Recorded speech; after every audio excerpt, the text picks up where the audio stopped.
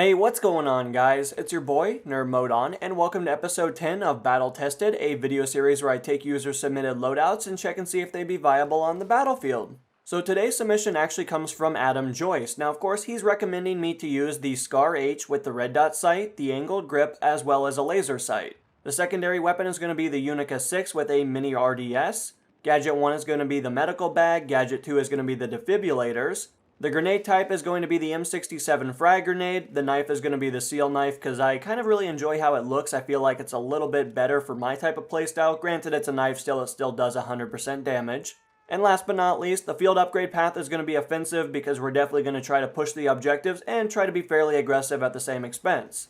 So of course, starting things off, let's kind of take a look at the Scar H and see what we're dealing with. See if from an analytical standpoint, if the Scar H is something that's very viable on the battlefield or if it has some negative attributes that have been assigned to it. The Scar H has a rounds per minute clocking in at 620 rounds per minute, which is actually really on the low side of things in comparison to a lot of the assault rifle counterparts. Unfortunately, this low rounds per minute coupled with a 500 meter per second velocity is really going to make this weapon not shine when it comes down to close quarters combat. However, one of the redeeming qualities of the Scar H is that it has a maximum damage of 33 damage at close range. Now, of course, after 8 meters, you're going to see a gradual decline of the overall damage being outputted at range. Once you have reached 60 meters from your target, you're only going to be doing a minimum damage of 21.6 damage. So to put this into layman's terms, all this really means is that the Scar H is able to confirm a kill while only using 4 to 5 rounds depending on the distance at which you are acquiring your target. Now, of course, some other interesting statistics is that the Scar H only has a 1.9 second short reload and a long reload clocking in at 2.4 seconds, which is actually competitive with the M416, which is known for being one of the quicker weapons in Battlefield 4 to reload. And last but not least, let's quickly bring up some recoil information because the Scar H actually kicks a lot more in comparison to some of the other fully automatic weapons like the M416 that we previously talked about. The Scar H has a left and right pull of 0.225 and a vertical pull of 0.5, so of course it's going to be pulling vertically a lot more than it is to the left and right. Now, another statistic that's actually going to really amplify the amount of recoil that you're going to feel as a player is going to be the first shot multiplier, which actually does end up clocking in at 1.75 times, so it's going to be a lot greater in comparison to some of the other weapons that are 30-round magazine while fully automatic. To put this into perspective, the M416 has a first shot multiplier of 2.2 times, however, the vertical recoil is only 0.32. So if you kind of do the calculations, you're going to come to the conclusion that the Scar H is actually going to be pulling a lot harder in comparison to the M416 and basically a lot of the other weapons in the assault rifle category. Now, of course, depending on what platform you play on, recoil management might be a little bit easier or a little bit more difficult for this particular weapon. If you're somebody that plays on PC, it can be as simply as pulling down on the mouse, which is actually going to be one of the most cost-effective ways at kind of decreasing your overall recoil. However, if you're somebody that plays on the console platform, then I would highly recommend peppering the trigger and doing about 2 to 3 round bursts so that you can kind of maintain your accuracy at medium and long range. Now, of course, that's not to say if you play on PC that you shouldn't already be doing that, but of course there are some easier ways to kind of compensate recoil and of course be a little bit more accurate at medium and long range. So of course, now that we've kind of talked about the Scar H, given you guys some information in correlation to what the Scar H has to offer, as well as some negative and positive attributes that have been assigned to this particular rifle, let's kind of take a look at some of the attachments, considering that this is actually one of the better attachment lists that I've recently got in recent memory. So of course, I really do appreciate Adam spending some time to make a combination of attachments that actually work really well with the weapon itself. Now, of course, I've always been somebody to use the red dot sight. This is not to say that you can't be successful and use an ACOG, but I've always found that the red dot sights in the Battlefield series have always been one of the better attachment options for a lot of the weapons for the assault rifle category. Now, since Battlefield's inception, I've always kind of used the Coyote red dot, considering that it has limited housing, and I've always really liked the red dot kind of design in comparison to the reflex sight. However, the reflex sight does have a little bit more housing around it, which ultimately kind of decreases how effective I can be and also kind of hides enemies at medium and long range. So I really try to use something that decreases the amount of chances that I will miss somebody. Now, of course, likewise, some of you guys might bring up the Cobra red dot sight, which is actually not too bad of a sight. I kind of enjoyed it in Battlefield 3, but I guess in that particular game I was kind of using the reflex a lot more in comparison to the Cobra. However, you could definitely be very effective, and I've noticed that the Cobra is really good at trying to maintain accuracy at medium and long range, considering that you do have a visual representation of kind of the horizontal and vertical indicators.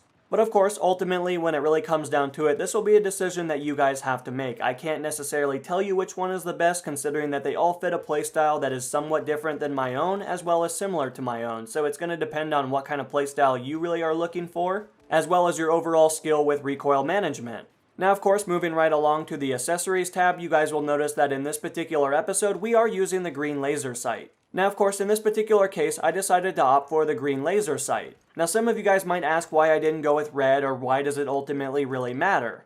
And of course, when it really comes down to it, I doubt this really matters at all. However, I am sure a very small percentage of the population will fall victim to this trick, and of course, I try to use it in that particular case. So when you guys think of the colors on the battlefield, you have green and red for the most part. If you guys see a green indicator, your first thought is probably going to be that guy is friendly. And if you see a red indicator marked on your map, you're probably like, that is an enemy, or that is something that I need to take note of. So recently, I've been really trying to use the green laser sight because I feel like it's a little bit more effective at tricking some of the newer opponents that might not necessarily put one and one together to kind of figure out that I am an enemy at that particular moment. Even if this particular technique does decrease their overall response times even by 1 or 2 frames, that's definitely very beneficial to me, considering that I am already using a weapon that has a low rounds per minute. So of course, this is just something that I've been trying to mentally get in the mindset of, but of course it kind of depends on what type of player you're playing against. If you're playing against somebody that's been playing Battlefield for a very long time, it is very unlikely that they're going to fall victim to this type of technique. However, a lot of the newer players might fall victim to this if they're not very accustomed with the new sights. And last but not least, the angled grip. Normally, I would never really recommend this on a lot of the underbarreled attachments, but recently I've been trying to experiment with this particular attachment, considering that I found it to be very effective on a weapon like the AEK. Now, of course, this is definitely not any new information. A lot of people that use the AEK always recommend an angled grip unless they have really good recoil management. However, I actually really enjoyed it on this weapon. It made it a little bit easier to use at medium and long range, as well as the penalty to my accuracy was not significant enough to really hamper my overall performance. So of course, let's kind of transfer over to the secondary weapon. The Unica 6 is a very interesting weapon. It's one of the primary weapons in order to unlock the Desert Eagle, which, as many of you guys are well aware, I deem to be the best pistol in the entire game. It does have the ability to one-shot players at a fairly decent range, as well as it does have a very quick reload, as well as its magazine capacity is actually pretty decent for the type of caliber that it's using.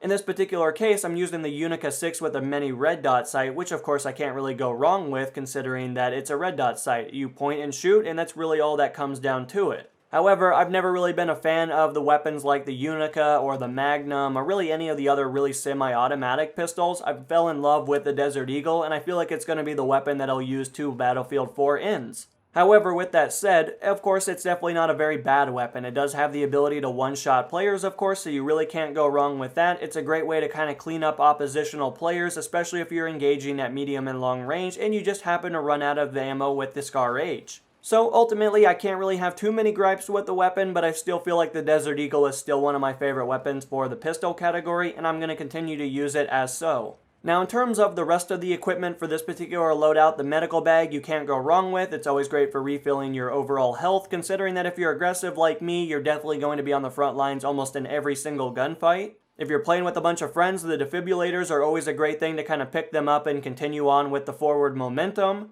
And of course, the frag grenade is definitely very effective at destroying a lot of players that are behind cover, considering that the minis are nowhere near as good as they once were, which is probably a good thing considering that I used to spam them like everybody else. And last but not least, when it comes down to the field upgrades, I feel like in Battlefield 4 these don't necessarily matter as much as I would like to admit. I mean, of course, they definitely do have their ability to be very annoying in some particular cases. However, the offensive one is actually just really well-rounded. I mean, of course, you get a little bit more mobility, you get some more ammo, of course you get another frag grenade, so of course that's really good on Operation Locker especially. As well as the last one is really not too effective. It kind of decreases your overall damage if you decide to jump off of something that's a little bit higher than most humans could probably survive. So of course this field upgrade path is really not overpowered in any particular case, and I feel like there are some better alternatives. However, for an offensive player, this is definitely something that I would recommend that you guys would use. However, if you're going to use this weapon in more of a defensive type of thing, then maybe take a look at the defensive field upgrade, considering that it does decrease suppression, as well as you do get a little bit more protection to your overall chest region. So of course, when it comes down to my general consensus about this particular loadout, I found it to be actually really effective on the battlefield. There was never a moment where I looked at the loadout and went, oh, this is going to be horrendous, or this is going to be very frustrating. There was never any of those moments, considering that I'm very acquainted with the Scar H. The attachments, for the most part, work really well with the Scar H. They kind of decrease some of the limitations that this weapon has, as well as they kind of bring forth some of the positive attributes that the Scar H has had assigned to it. But of course, I would definitely recommend to you guys to try to pepper the trigger on this particular weapon, considering that it can get out of control very quickly if you're not somebody that's very experienced with a weapon that kicks a lot more significant in comparison to some of its competitors.